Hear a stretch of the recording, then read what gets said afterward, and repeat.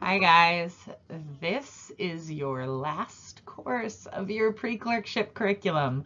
You are so close to being done with all things pre-clerkship, taking step and on to your very exciting clinical years. So I'm going to go through the last couple of things that I think I need to tell you in order to succeed in this course. One of the things that I'm sure you guys have noticed is that we've made some changes to the attendance policy in what you do and do not need to attend. So I want to be really clear about what is and is not testable, and what is and is not expected of you. I really want to make sure that this is a course that all of you can get through with flying colors so that you can just get on to the rest of your lives. So let's lay out the expectations clearly here. And as always, you can always contact me with any questions you may have. Okay, so let's start with kind of, I think, the more tricky part of this block. In previous courses, if the event was listed on your calendar, it was required. In this course, we're trying to be more sympathetic to kind of where you guys are at right now. And in doing so, we're also trusting you to work with us and communicate with us about when you will or will not show up. The reason that's really important is that we're going to be staffing all of these classrooms. And based on the numbers that say they are coming to a given session, we'll cut certain clinician educators or communicator educators if we don't have enough students that will actually be participating in the session. So it's really important that you RSVP and show up to the sessions that you say you will, okay? So one of the reasons we did this is that it came to our attention that essentially the learning environment of a late stage M2 is very different than the learning environment of an early M1. You guys are under stress that you've never been under before. And I want to say a couple of things to hopefully assuage some of that stress. First off, I want you to know that your faculty as a whole is really impressed with the progress that you're making towards step one. When we saw the initial CBSSA scores, everybody around here was very like, oh, wow, they're doing really great. So we're not that concerned that if you guys put in the work like we know you will, that you guys will be successful. But I understand that that pressure to be successful is probably crushing at moments, and that changes how you interact with your learning environment and with your curriculum. So we've made these couple of changes, okay? So you will be able to RSVP for sessions. I see that many of you already have. As a reminder, you need to fill out the link for Sign Up Genius. I'm told that you guys are far more familiar with that than I am. First time I ever made one of those.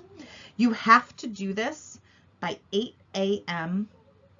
on January 31st, okay? The Sign Up Genius will close down after that and you will not be able to RSVP for any more events. You have to RSVP for 3 basic science sessions and 2 rules sessions, all right? Now, when you sign up for these, we then hope that you will attend as you've told us that you're going to attend, because that's how we'll staff the sessions. If you don't show up for a session that you RSVP'd for, or you don't RSVP for the appropriate number of sessions, those will be treated as unexcused absences as they were in other courses. So make sure you RSVP for the sessions that you want. You are not required to stick with your normal AM or PM grouping. If you're normally a morning person, but you've been working in the afternoon, here's your chance to set your schedule the way that you've always wanted to. So go ahead and sign up for AM or PM, whatever you prefer. When I sent out the email for the RSVPs, I also sent a description of all of the sessions. So you can actually look through them, choose some of the topics that you want to review. One of the concerns we had when we were building this kind of RSVP system is that every year we find that there are some students who disengage from the curriculum a little too early, and then they struggle completing the last course of the M2 year, i.e. they don't pass the block, or they struggle in their preparation for STEP. I don't want to see that happen to anyone. So let's make sure that we all spend at least a little time getting through RMD 569, and I'll help you in any way I possibly can, so that once you've all passed this, you can forget you ever knew me and go on and study for STEP. Okay. All right. So make sure you RSVP on time. There is a course review session that will take place on February 21st. It is not required, but I am hosting one where I can, hopefully answer some questions, and I will ask other course faculty to be there. What do you have to go to? If you have a BCS session on your calendar, those are mandatory. You have to go to those. There's nothing I can do about them. Same goes for the hypothesis-driven physical exam. This will directly affect how you handle your OSCE, so make sure that you have gone to that, paid attention to it, and are prepared for it. The OSCE in RMD 569, well, it really isn't even in the course. The OSCE is actually a promotions level requirement, much like Step 1. So it doesn't actually contribute to your course grade, but you are required to pass it before beginning your M3 year. Ellen Kate and Dr. Svengros will give you more information on that in future emails and visits to your classroom. There is also now a formative assessment on February 11th. Right now on your calendar, it reads from 8 a.m. to noon. Everyone in your class is going to take the formative assessment the morning of February 11th. Are you going to have a 4-hour formative assessment? No. You'll likely only be engaged for about 2 hours, but the assessment team is still working out the logistics of where and when everybody will move around. And the reason being that we added this when we added the RSVP sessions. This is so that we can all, including yourselves, kind of take the temperature of where you're at in the course while you still have enough time to course correct if you need a little extra time to study before you take the RMD 569 summative assessment, which remember will be delivered digitally, so you can take it kind of wherever you are in the country as long as you have good internet. This is a list of the sessions that are RSV eligible. The roles sessions I'm highlighting here. There's 2 on February 4th and 1 on February 12th. Then there are 5 basic science sessions, and you've been given titles and diagnoses for those. Okay, so let's get back to this concept of, great, I get to go to all of these sessions, but how do I actually wind up passing the course? So let's talk about what is and is not required and what will and will not be tested, okay? When I think about this block, the way I've kind of been thinking about it over and over from the beginning is floors and boards. I have to do pretty much 2 things.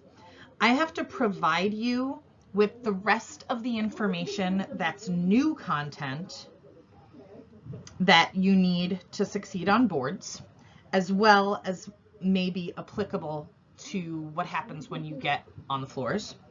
I also need to review high yield topics that are applicable to floors and will help you pass your boards exams. When it comes to review topics, we chose these from 2 places. Places that discipline directors and role leaders knew were absolutely necessary to the passage of Step 1, and from the survey that you all graciously filled out before Christmas. Luckily, you guys all pretty much agreed, both the discipline directors and the students. So the topics were pretty much overlapped. We did wind up adding a couple when we knew that there had been a significant deficit based on the feedback that you guys gave us. So the other part of floors is some of the clinical skills, okay? When I talked with Dr. Sai about this, her thought behind it was, what are the things that when I have an M3 on the floors with me, I want to be able to look at an early M3 and say, do this, and they are capable of doing it. So can you prioritize a problem list? Can you write an idea statement and deliver it in an oral fashion? Can you figure out the difference between a problem statement for the MICU versus the ED? These are kind of important skills, and some of them you'll learn in clerkship, but we can lay the groundwork for them here. So there is one self-study that will take place in the first case, Anthony Miles, that kind of goes over this, and then we'll practice it in the cases that follow. For everything else, we need to think about how this medical knowledge will be applied, all right? So this is kind of a really broad statement. If it's written down in this course, you should know it. But what does that actually mean? So I'm going to take things kind of one by one. First off, there was kind of an outcry from your whole class about embryology. You guys learned embryology from 2 different discipline directors, and I get the impression that maybe some things fell through the cracks, and Dr. Wilson agreed. So we are going to go ahead and consider that you guys never learned embryology. We're going to treat it as brand new material. So anything embryology is considered brand new. I'll tell you why that's important again in a minute, okay?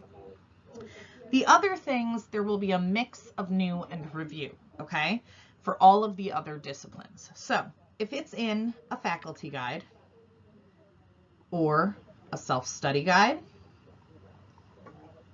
then it's test eligible. If it's written down, we can test it, be it review or new material. The other thing I want to spend a minute talking about are the self-study questions. Particularly your patho-phys discipline directors wanted to find a way to review some high-yield topics in a format that was very specific to step 1. So they wrote some really intricate step 1 type questions and did an expanded debrief on them in the self-study questions. This is actually going to serve as their self-study material, and they will be eligible to pull assessment items from this. So make sure that you're studying the self-study questions, the self-study, and the faculty guide, because that's where your material is going to come from for the assessment. On the roles side, you have no leader sessions on your calendar. Part of that is because we removed 3 roles sessions from the calendar. Dr. Dutta and Dr. Goodman agreed that your time needed to be placed in kind of a different vein. You do still need to know the content. It will be loaded for on Entrada for you on Monday, and it will be tested on the summative.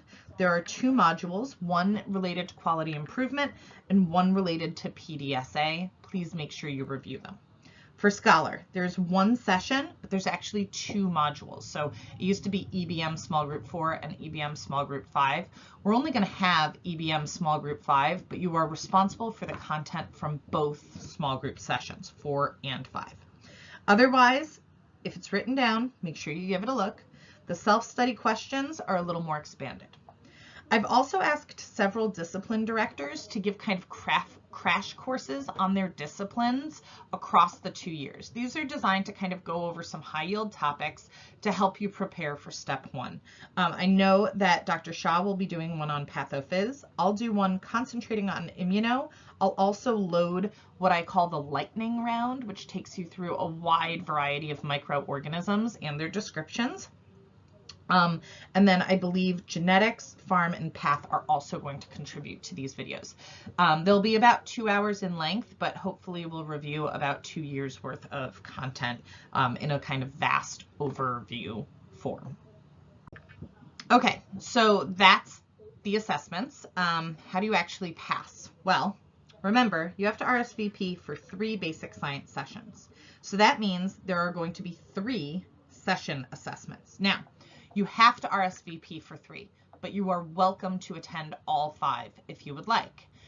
What would happen in that case is that your lowest 2 would drop, such that only 3 would contribute to your final grade, because they are still worth 1%. The formative assessment on February 11th will be worth 5% of your grade.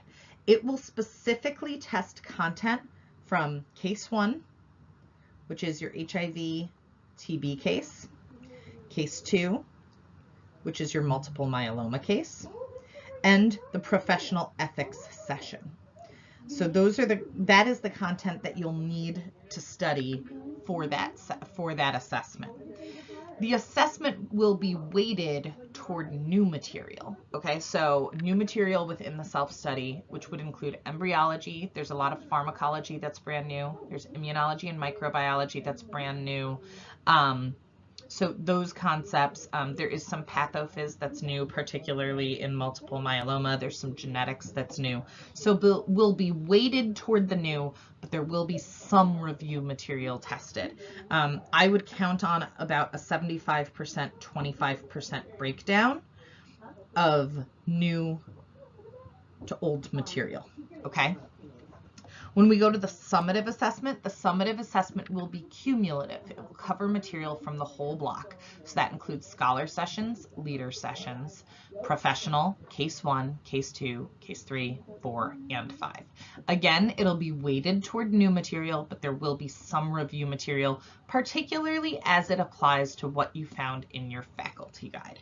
I will try to give more details on that as we go forward. You do still have to take the NBME CBSSA, and you have to take the summative assessment. Both of these will be administered remotely, as I explained to you in a previous communication, and Maria will send you out information on that shortly. So this is the assessment breakdown so far, specifically for the summative. The summative assessment is still subject to change, but these are kind of the percentages of what you can expect to see on the exam. You can see that there is a significant amount of pathophys, of scholar, of microimmuno, and of pharmacology and embryology. And this is part of how we're weighting things toward the new. If you have any further questions, let me know about assessment or how to pass the course or what the makeup of the course is, or kind of my rhyme or reason for doing the course the way it's currently laid out. That's it. This is probably the last time that I will address all of you at once. So I just want to say thank you to all of you. You guys came in and took on what was an incredibly daunting task, being the first class to go through a brand new curriculum. And you taught us so much as you went through it. And we'll always be grateful to you for what you made it, because you made it better and you made all of us better over the process. It's been an honor to be your professor. See you in class.